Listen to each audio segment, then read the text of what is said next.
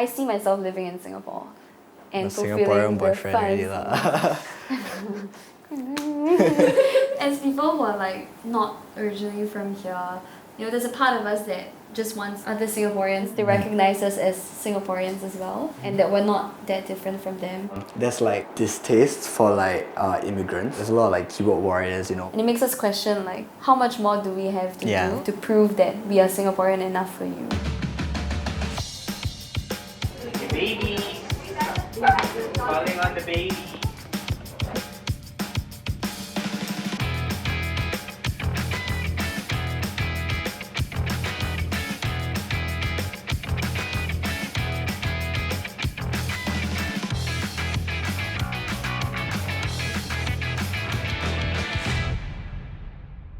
How did they break the news to you? By the way, we're going to Singapore. I know we were like, what? Where's Singapore? We barely knew anything about Singapore at that time. I would like to ask them about the house, the car. I was actually pretty angry.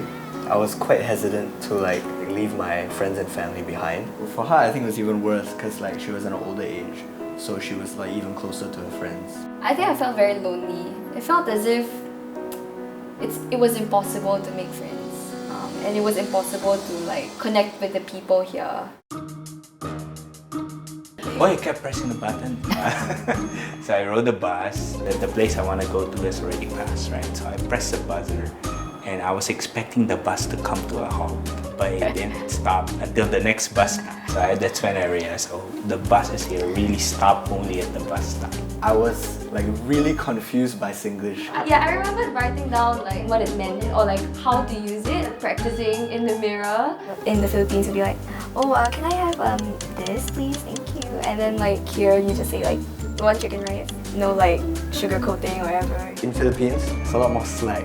Once you're out of school, that's it. In Singapore, it's like, here's some work to do when you're home. You have to hand this up tomorrow. Like, huh? I have to go home and do work. That's homework. Yeah. So we kept hearing about this PSLE. Yes. Didn't even know what the PSLE stood for, right? Oh, that's important now. I didn't know what PSLE was until like 3 months before. Our parents booked a holiday, like literally during the time period, right? We got a call from the teachers. Yeah, because apparently that Saturday they had like, what do you call that? Like additional classes, and they were calling us, and we were surprised. Like, wow, this must be such a big deal. Oh man, when I took my PSLE, right, that was about like 6 years after we came here. My parents like started to get more like kiasu, you know, in Tagalog, right? She was like, huh, so low ah? And then I was like scarred for life, man. I was like, I went to the playground and cried. Oh, y'all can sing very well, or like, oh, y'all have the really good looking people. So that one is pretty nice, I guess. Okay, yeah, no. I was pushing a stroller, and then the security guard asked me, "Where's your mom?" So I thought, my mom is in the Philippines. I felt like, do I look like a helper? Oh, you're Pinoy, go like clean this or something. I didn't feel personally like insulted. It's more of like how it belittles the vocation of like maids a bit. It was something that was quite jarring to me when I first came here, because people were a lot more direct. I do remember someone asking me, hey, go back to your country lah and everything. Oh, you meant like go back to Philippines? But I felt at home in Singapore at that point in time. I soon realized that that's one of the ways that they felt close. They feel comfortable enough with you to Yeah. like joke around. There's always casual racism that happens, especially like our generation. It's like something we do to like bond with each other. I think I do it to myself more than my friends do it. Yeah, same. I remember one of my class pictures, like I took a broom and then I flexed it with a broom. So I think it's more like self-deprecating. What was the turning point for you? When I started to have friends here in Singapore, it has helped a lot.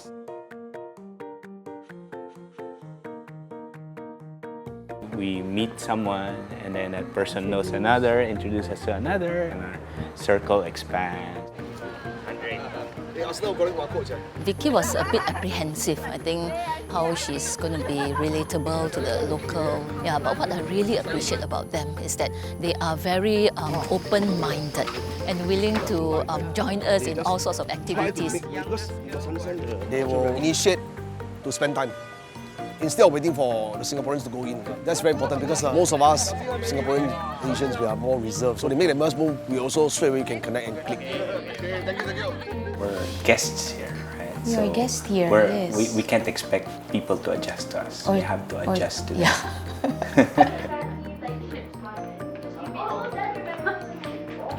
My mom was always like, you go to the playground, make sure you make friends with them, make them eat here. Like, And then after a while, they had to stop us from going for the Yeah. playground. Actually, we all grew up together. Yeah, like in the same church. So we all like roughly knew each other. We see each other around. He's like genuinely a good person, which is why we stick with him. Not because like we feel that he's like 90% local, 10% Filipino. That's why we can relate. His personality. You want me to organize it?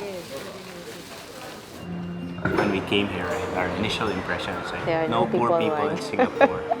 But actually, there are people who might not be that financially needy, but they need friendship, companionship. They need, to know Someone that to people cheer care. them up.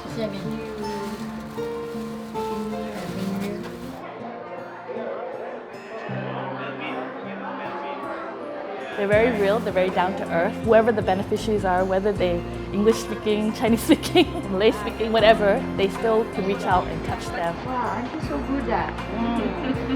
So we benefited so much from Singapore, right? It's our own little way of giving back. And I feel like we can push ourselves more. We can actually we can do more. We cannot eat without chili anymore. Our relatives will go up to us and say, wow, you guys are like so Singaporean now. Then they'll like ask us to speak Singlish to them because they think it's very amusing. Like, I didn't realize I was like saying stuff like "simi" to them. very interestingly, when I came to Australia, my Singaporean friends and I actually made a WhatsApp group. So we inform each other of like, hey, Woolies is half off today. Like, make sure to go today, do your groceries today. And it hit me, I was like, bro, only Singaporeans would do that, you know? Like,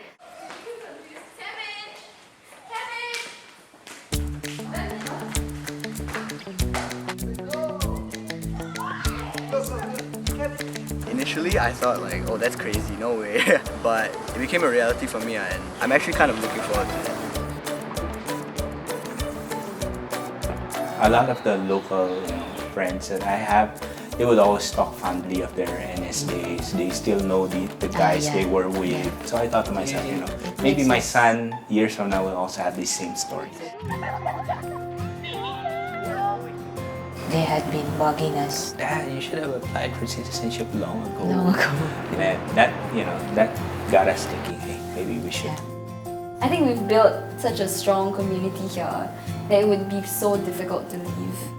Definitely, I'm planning to find a job here, get married here, have my kids here. We hopefully. I mean, so okay, sorry parents, I didn't mean. And this is where I grew up. All my friends are here. When we moved here, we were thinking that it is important for us to see them happy.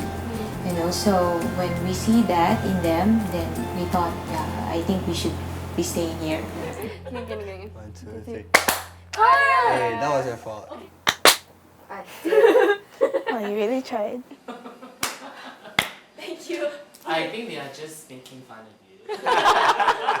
Yeah, No, because we need to sing the sound.